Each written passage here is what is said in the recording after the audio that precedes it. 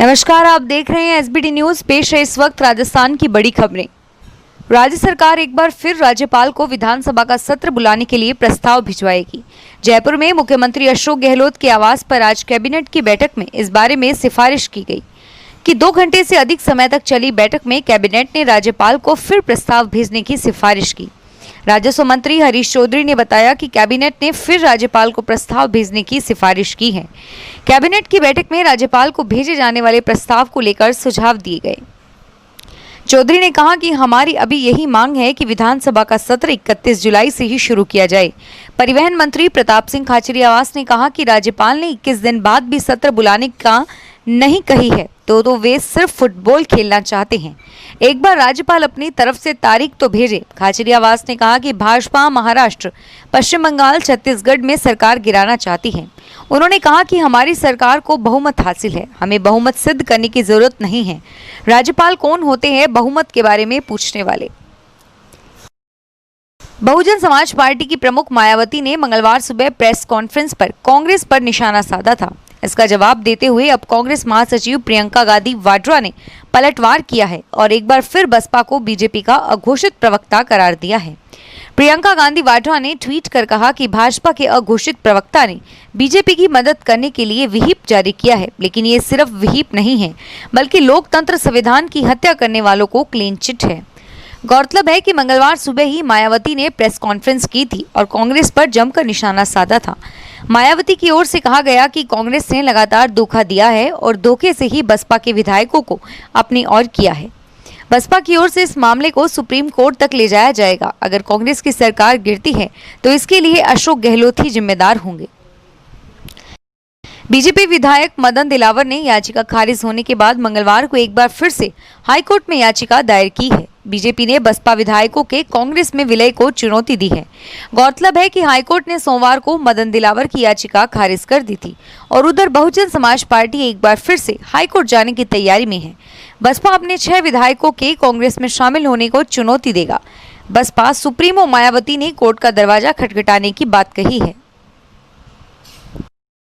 राजस्थान में मंगलवार को कोरोना के 406 नए मामले सामने आए। इनमें अलवर में 179, जयपुर में 44, अजमेर 42, नागौर 36, भीलवाड़ा में 26, बाड़मेर 16, कोटा में 15, श्रीगंगानगर 14, झुंझुनू 13, बांसवाड़ा में 11, बारां में 4, दौसा में 2, सवाई माधोपुर, झालावाड़ में एक संक्रमित मिला और साथ ही दूसरे राज्य से आए 2 लोग भी पॉजिटिव मिले, जिसके बाद कुल संक्रमितों की संख्या 37,970 पर पहुंच गई है और वहीं 7 लोगों की मौत भी हुई है। इनमें पाली में 3, जोधपुर में 2, जयपुर और दूसरे राज्य से आए एक व्यक्ति की मौत हो गई, जिसके बाद कुल मौत का आंकड़ा 640 पर पहुंच गया है। बूंदी जिला प्रशासन की ओर से बूंदी शहर में जीरो मोबिलिटी निषेधाज्ञा लागू करने के बाद मंगलवार को बाजार बंद है।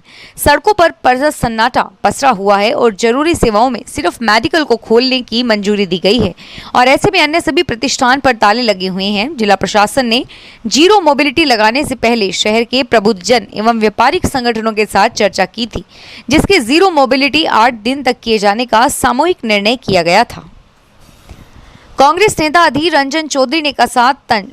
राजस्थान विधानसभा के सत्र को लेकर राज्यपाल कलराज मिश्र और मुख्यमंत्री अशोक गहलोत की खींचतान के बीच कांग्रेस नेता अधीर रंजन चौधरी ने आरोप लगाया कि राज्यपाल ने 21 दिनों के वक्त की बात इसलिए की है ताकि बीजेपी अपनी स्थिति मजबूत कर सके। कांग्रेस नेता ने तंज कसा कि कलराज जी की कला काबिले तारीफ है। अधीर रंजन चौधरी ने ट्वीट करके कहा कि राज्यपाल ने 21 दिनों के वक्त की बात इसलिए की ताकि बीजेपी अपनी स्थिति मजबूत कर सके और हरियाणा में अपने घोड़ों की संख्या बढ़ा सके। कांग्रेस और उसके सहयोगी दल किसी भी साजिश को सफल नहीं होने देंगे। कलराज जी की कला काबिले तारीफ है। राजस्थान में जन स्वास्थ्य अभियांत्रिक विभाग के कार्मिक अब विभागीय सूचनाओं का आदान प्रदान विभाग की ओर से तैयार जीम्स ऐप से ही कर सकेंगे। विभाग के प्रमुख अभियंता प्रशासन ने अन्य सोशल मीडिया प्लेटफॉर्म का उपयोग विभागीय सूचनाओं के आदान प्रदान करने पर रोक लगाने के आदेश जारी कर एक्शन से लेकर केमिकल विंग के जूनियर केमिस्ट को जीम्स ऐप डाउनलोड कर विभागीय सूचनाओं को प्रेषण करने के निर्देश दिए हैं। इसका उद्देश्य विभागीय सूचनाओं की गोपनीयता बरकरार रखने की कवायद माना जा रहा है। राजस्थान में जुलाई के प्रथम सप्ताह से ही कुछ चुनिंदा जिलों में कोरोना संक्रमण के मामले तेजी से सामने आ रहे हैं। यदि कोरोना प्रभावित जिलों को देखें तो इसमें जोधपुर, अलवर, पाली, भरतपुर, बीकानेर और अजमेर जिले सबसे आगे हैं। जोधपुर में अब तक 6,311 और जयपुर में 4,954 पॉजिटिव आ चुके हैं, जबकि अलवर में 3,161, भरतपुर में 2,392, पाली में 2,412, बीकानेर में 1,789 और अजमेर में अब तक 1,596 पॉजिटिव मामले सामने आए हैं। गर्मी और उमस से बेहाल लोगों के लिए राहत भरी खबर है। प्रदेश में अगले 4 दिन मानसून की झमाझम बारिश होने के संकेत मौसम विभाग ने दिए हैं। हालांकि मंगलवार को प्रदेश के ज्यादातर जिलों में मौसम शुष्क रहने की आशंका है, लेकिन हवा की दिशा में हो रहे बदलाव और उत्तरी हवा के असर से प्रदेश के पूर्वोत्तर इलाकों में मानसूनी मेघों की आवाजाही बढ़ रही है।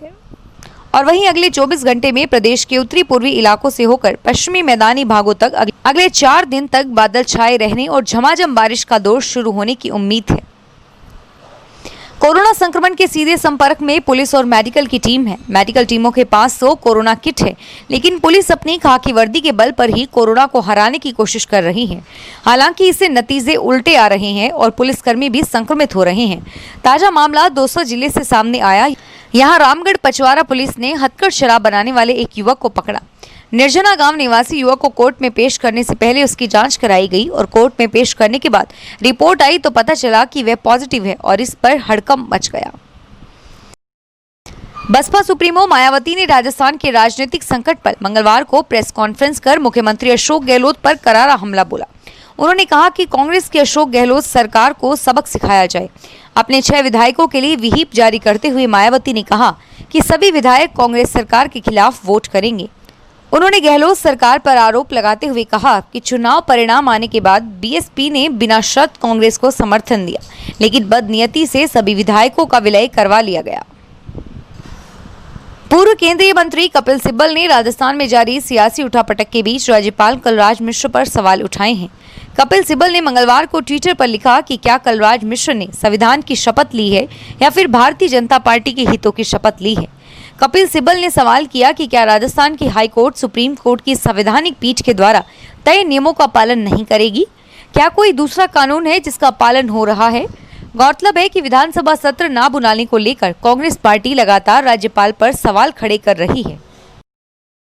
राजस्थान का सियासी घटनाक्रम तेजी से बदल रहा है। अशोक गहलोत और सचिन पायलट के बीच चल रहे शह मां के खेल में बसपा ने एंट्री करते हुए कांग्रेस के खिलाफ दांव चला।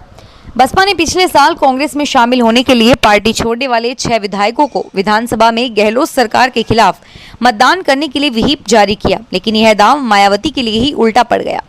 राजस्थान में बसपा विधायकों के कांग्रेस में विलय को चुनौती देने वाले याचिका हाईकोर्ट से खारिज हो गई है और ऐसे में सियासी तौर पर बसपा को राजस्थान के संग्राम में कांग्रेस के खिलाफ खड़े होने का किसी तरह का कोई राजनीतिक फायदा तो नहीं मिला, बल्कि बीजेपी के सहायक होने का आरोप जरूर लगने लगा है।